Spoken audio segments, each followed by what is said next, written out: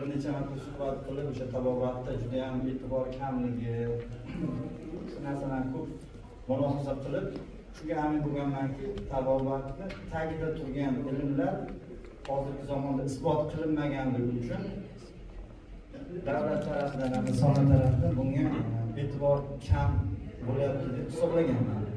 Va tagdagi unsurlar, bizlar mutadillik degan narsani hozirgi zamon kriterilari bilan isbotlashga harakat qildim qo'limdan kelgancha va uzoq yo'l bo'ylab aniq xulosaga keldim.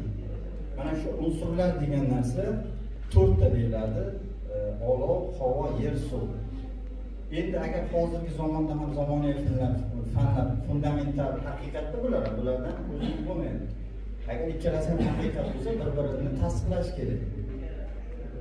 Va shu xulosaga keldimki, olov unsuri energiya ekan.